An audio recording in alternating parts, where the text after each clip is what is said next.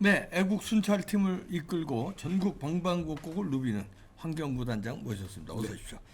그 이화영 재판에 가셨다면서요? 네, 지난 7일 날 다녀왔고요. 네. 6일서부터 저녁 늦게서부터 이제 저희가 집회를 준비하면서 네. 일부 그 이화영 같은 경우에는 이재명이나 김혜경 달리 개딸들이 직접적으로 이렇게 이화영 재판에 관심을 갖지 않을 것이다 하는 생각도 있었는데 역시 당일날 7일날 오전부터 개딸이 많이 나왔어요? 개딸 나왔어요. 근데 이게 이제 두 가지로 봐야 돼요. 원래 이 개딸들이 전략은요. 지금 그 김혜경이라든가 이재명 관련한 재판은 줄곧 많지는 않지만 이 개딸 지지자들이 많이 나오거든요. 그런데 이화영 같은 경우는 저희가 반신반의했던 것이 어찌저찌 되었든 간에 지금 이화영으로서의 꼬리 자르기를 하려고 하는 이재명 입장이기 때문에 개딸들의 판단도 섣불리 움직이면은 혹시 오해를 받을 여지도 있거든요. 그럼에도 불구하고 개딸들이 나온 걸 봐서는 역시 이화영이 유죄가 나오면 이재명도 저절로 유죄가 된다라는 이 공식이 이 등식이 성립이 되는 그런 분위기를 현장에서도 목격을 했죠. 왜 그러냐면 이재명을 따라다니는 바로 그 뭐 유튜브들 이 사람들의 모습이 그 현장에서 봤어요. 그래서 그런 것을 봤을 때 지금 유죄가 이미 확정이 됐지만 7일 오전까지만 하더라도 유죄를 이화영의 유죄를 최대한 이 개딸 지지자들 그리고 이 좌익에서는 어떻게든 이제 겁박하면서 재판부에게 압력을 넣으려고 하는 그러한 현장의 모습이 두드러졌다. 예. 사실 그리고 그 현장에 가 보니까 두 가지의 견해를 느꼈어요. 다시 말해서 개딸과 대깨문에 이화영 재판을 보는 시각이 확연히 달랐어요. 어떻게 다릅니까? 예를 들어서 대깨문은 적극적으로 그 이화영 재판에 있어서 나와서 뭐 어떤 샤우팅을 한다든가 또 이 검찰 독재를 외친다든가 이 재판부를 압박한다든가 이러한 모습이 없고 이재명의 지지자, 다시 말해서 이 개딸들 성향들만 다수 한 30여 명 나왔다 하는 것이고 급기야 이제 그 재판 결과가 나온 이후에도 보면은요 이재명 당과 이재명은 거기에 대해서 이 재판부에 여러 가지로 유감 표명을 하지 않습니까? 그럼에도 불구하고 조국 당에서는 이런 방고 얘기가 대국민 메시지가 안 나왔어요. 그런 것만 미루어 보더라도 이 부분에 이화영 재판을 통해서 이 대깨문 친문 세력과 이재명 세력의 어떠한 그 안 보이는 그 갈등이랄까요? 이러한 것들도 이번 이화영 재판에서 우리가 두드러지게 체감할 수가 있었다 하는 말씀을 드릴 수 있어요. 지금 이제 그 형사 11부에서 재판을 했는데요. 그 신진우 부장판사 그래서 이분 제대로 판단했어요. 네. 그 특이사항은 여러분들 그럼에도 불구하고 9년 6개월과 벌금 2억 5천만 원을 선고했는데 즉각적으로 검찰이 항소를 했어요.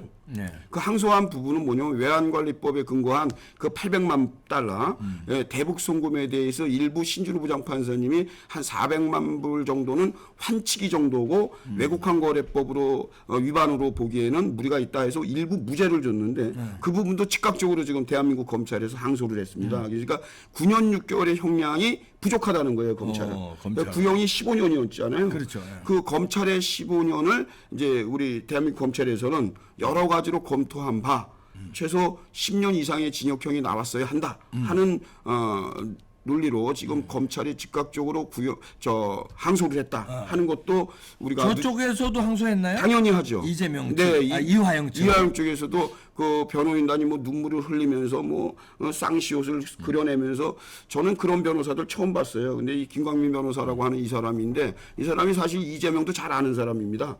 그 뭐 성남시 의회 의원도 하고 뭐 그랬다는 얘기가 있어요. 근데 이 변호인단들이 저는 항소심에서도 그대로 좀 됐으면 좋겠어요. 왜 그러냐면 이 사람들의 변론 그리고 변호인으로서의 모습을 보면은요. 이화영에게 또 이재명에게 하등에 도움이 안 되는 변론 방법이에요. 예를 들어서 법리적으로 변론을 하는 게 아니라 뭐 재판부에 대해서 모욕적인, 모독적인, 심지어 뭐 겁박까지 하고 말이죠. 이화영 재판 단순한 재판이 아니고 대한민국의 유력 대권 주자인 이재명과 연관돼 있는 재판이다. 그러니까 똑바로 선고해라. 뭐 이런 식으로 압박 아닌 압박을 하고요. 이러한 것들이 확실히 신준호 재판장에게는 악영향 오히려 역풍을 맞았다.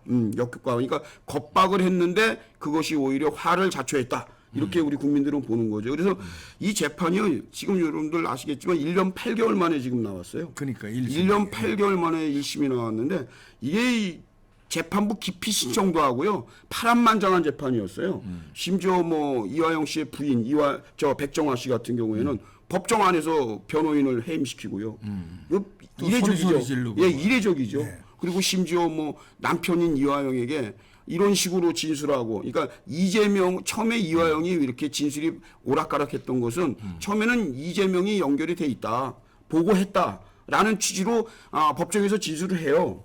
그래서 이제 그 부분에 대해서 일부 인정한 그 변호사를 그 부인 백정화 씨가 이런 지하에 그냥 해임시키라고 그 남편 이화영 씨를 압박하죠. 둘이는 아직도 부부예요? 부부인데 그 이 백정화 씨는 이재명 씨를 더 위합니다. 예, 확실히 무슨 얘기냐면 그 부인도 운동권이에요. 운동권 출신인데 이 백정화 씨가 하는 얘기가 뭐냐면 자기 남편한테 당신이 이따위로 계속해서 이재명을 끌고 들어오면 이 사건에 우리 가족으로서의 의무와 권리를 다 포기하겠다. 그러니까 면회도 안 다니고 뭐 이런 얘기예요. 그러니까 이제 결국에는 이화영 씨가 그 백정화의 주장대로 이제 변호인도 교체하고 또 의견서도 나는 동의한 적 없다 그러고 이게 이제 굉장히 재판이 파행된 거죠. 근데 이러한 것들이 사실 그 소송 지휘권을 가지고 있는 재판장한테는 상당히 좀 모욕적인 부분도 없지 않아 있었어요.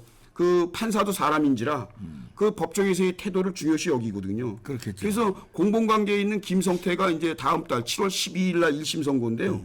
확연하게 다른 결과가 나올 수 있다라는 거예요. 첫째 뭐냐면 그 김성태 씨는 검찰 조사 단계에서 수사 단계에서부터 상당 부분에 자기의 잘못을 인정했고 협조를 잘했죠. 협조 잘했죠. 사실대로. 예. 대장동의 유동규 씨와 비교할 수가 있습니다. 그 유동규 씨처럼 양심 선언하고 조사에 성실히 임했고요. 그리고 더 나아가서 재판에서도 법정에서도 상당히 재판에 성실히 임하는 그런 자세를 보여줌으로써 반성하는 기미를 보였고요. 그러나 지금 반대로 이화영 씨 같은 경우에는 재판부에서 볼 때 전혀 개정의 정이 없다라고 보는 거죠. 그리고 그 검찰에서의 진술, 법원에서도 번복.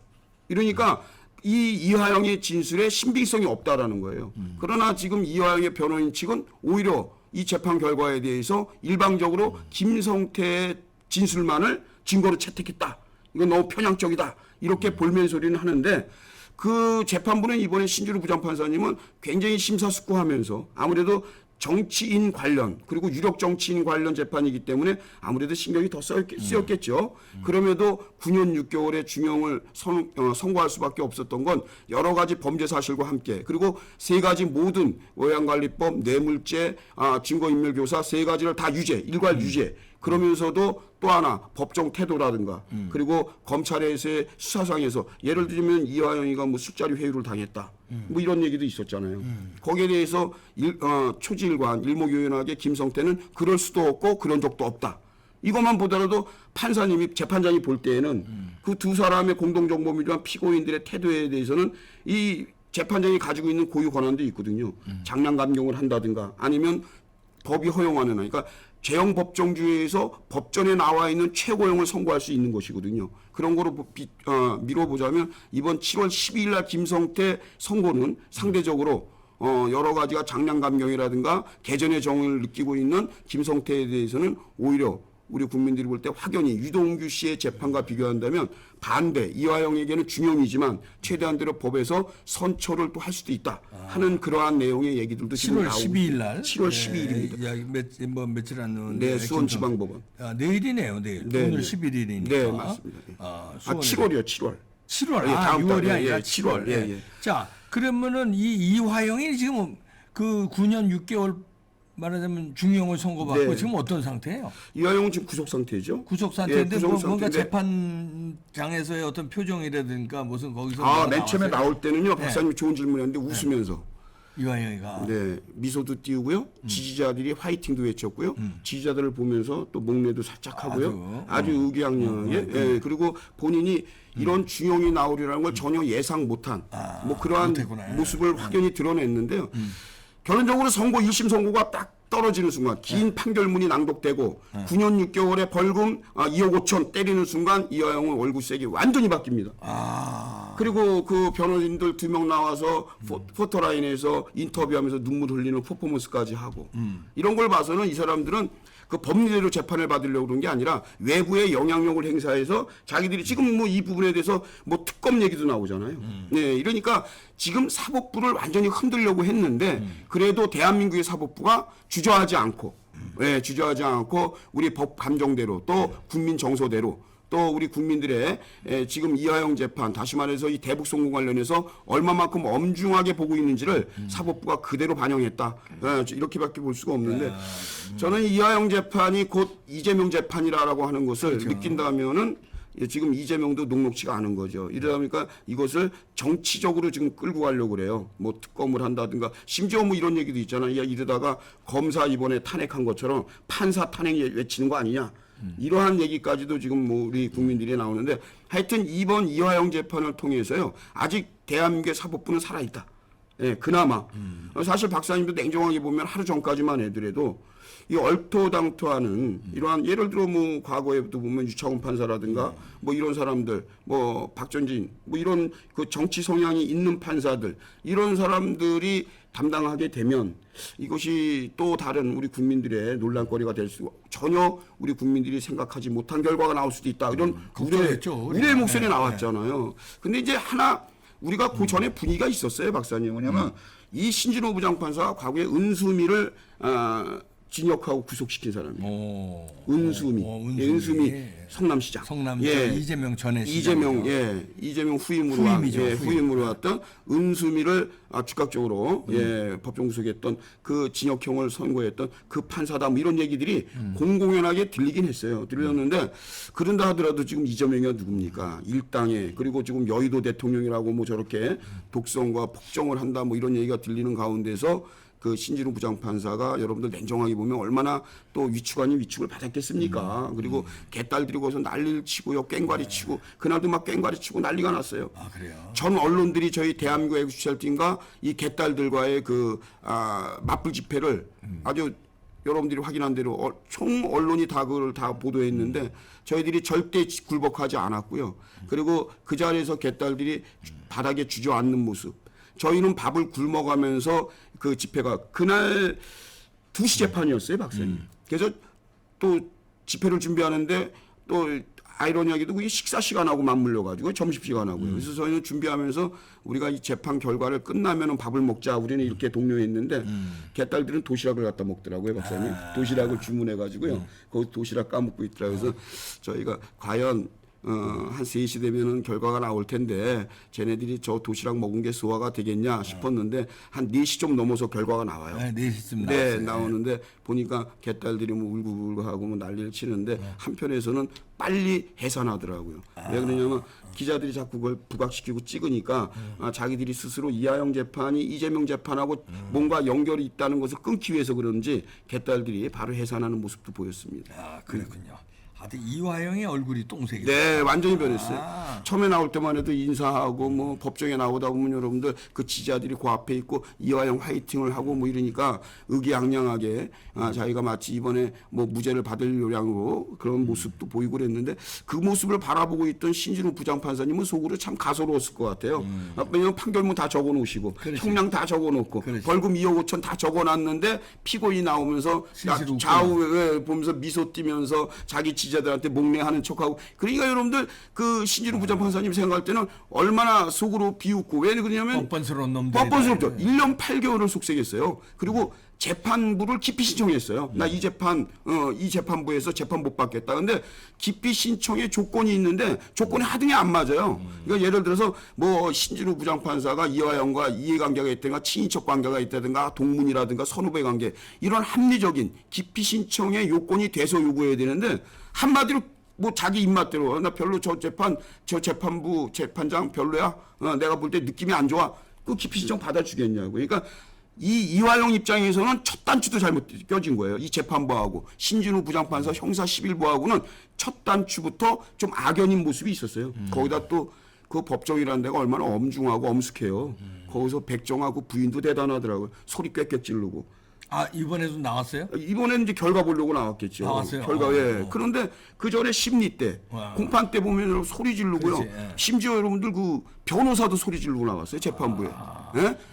그 현장에서 법정에서 공판 과정에서 변호사 해임이 됐거든요. 그 백정화위에서 막 그분들도 볼멘 소리를 한 거죠. 그리고 여러분들 초유의 사태가 많았어요. 이하영 재판이 우리 국민들이 볼 땐 납득 안 가는, 야 이건 무슨 시정 잡배들도 아니고 법원에서 그것도 재판부에서 의견서를 냅니다. 변호사가 우리 이하영 피고가 이렇게 생각합니다. 이렇게 하고 의견서를 냈는데 그 자리에서 이하영이요, 나 그거 부동의합니다. 자기 변호사가 냈는데 나 그거 부동의합니다. 나 그런 의견 낸 적 없습니다. 코미디다, 이거. 완전 코미디예요. 그리고 뭐 심지어 이하영이 이제 그 신진호 부장판사가 이대로 계속해서 재판 지연할 수가 없으니까 국선 변호사로 난 지정하고 하겠다라고 하니까 뭘 읍소하냐면 난 사선을 받아야 되니까 이거 재판 연기해 주십시오. 여러분들 1년 8개월 동안 별의별 일이 다 있었대요. 그래놓고선 야. 예. 하여튼 1심 선고되는 날 이화영은 얼굴이 그냥 똥색이 되고 그렇죠. 그다음에 나올 때는 이화영의 부인은 어때요? 백정화 씨는 사실 그날 이제 여름인데도 더운데도 그 사람들 같이 오신 사람들 그 틈으로 해서 얼굴을 그분이 이제 좀 뭐라 그럴까 그 통통한 편이세요. 네, 통통한 맞아요. 편인데 카메라에도 네네 아주머니들 몇 명 이렇게 해서 가운데 묻히듯이 해서 그냥 쏘자에 들어간 거예요. 들어가서 우리는 사실 그 안에서 우리가 참관을 할 수 없기 때문에 우리가 이제 공판이라 공개재판이라 들어갈 수는 있었어요. 근데 밖에 집회를 하니까 제가 거기 들어가려고 그러는데 제 정보관이 그러더라고요. 들어갈 수는 있지만 지금 사람이 거의 많이 찼다. 그래서 제가 외부에서 유튜브를 가지고 그 사람들을 보는데 뒷모습을 제가 봤어요. 뒷모습을 봤는데 그 들어가는 모습, 가방 하나 든 것 같은데 들어가는 모습이 아주 빠른 걸음으로 들어가더라고요. 근데 저는 1심 선고를 이제 그 신진우 부장판사님이 선고를 땅땅 했을 때 백정화 씨의 그 모습이 너무 보고 싶어서 그걸 또 기자들한테 물어보려고 했는데 문제는 백정화 씨보다 그날 그 변호인단 2명이 있어요. 설주한 변호사라고 이제 그 종편의 마누라 박사님은 아실 거예요. 그분은 사임했어요. 설주한 변호사님은 사임했어요. 그리고 지금 이제 여러분들 논란이 되는 SNS에 그 쌍욕, 쌍시옷의 비읍 이거 누구나 다 아는 그런 걸 막 욕을 박은 그 변호사가 나오고 또 한 명이 뒤에 있었는데 거기서 변호사가 기자들 앞에서 이화영이 유죄 나오고 중형 나왔다고 난 우는 변호사는 또 처음 봤어요. 가지가지네. 예? 가족도 아니고 자기 친척도 아니고 법정 대리인이 이 법리적인 거에 대해서 자기가 항변을 할 수 있지만 눈물 코스프레를 하면서 뭐 이화영 뭐 피고인 이화영한테 너무 죄송스럽고 뭐 진짜 그래요. 예 그런 멘트를 해요. 아주 심파극을 심파극을요. 진짜 이건 심파극이에요. 박사님 말씀하세요. 이건 심파극이에요. 아니 변호인이 이화영 피고인에 대한 법정 대리인이거든요, 여러분. 근데 이거는 이렇게 돼서 일목요연하게 이건 이거 이 부분을 유죄 준 거는 참 유감이다. 뭐 이런 얘기는 할 수 있는데 눈물을 흘리면서 이화영에게 미안하다는 건 뭐예요? 아이고 야. 아니 나 이런 재판 사실 이런 변호인단 정말 그리고 그 욕을 하고 그랬던 그 변호사가 이재명과도 아주 그 부합하는 아주 굉장히 가까운 사이다 이렇게 얘기가 전원되어 들어오는데 지금 이제 2심에서 공방이 또 벌어질 거예요. 검찰도 항소하고 이화영도 즉각 항소했으니까 부대공소. 그래서 이제 법정의 2심이 이제 진행되는데 제가 볼 때 저 나름대로 이번에 눈물 코스프레라고 이화영에게 미안하다고 했던 그 변호사 그대로 좀 선임계 좀 냈으면 좋겠어요. 이런 변호사가 이런 변호사 오면은 어떤 재판부라도 선처 없을 것 같습니다. 예. 황경구 단장이었습니다. 네, 감사합니다.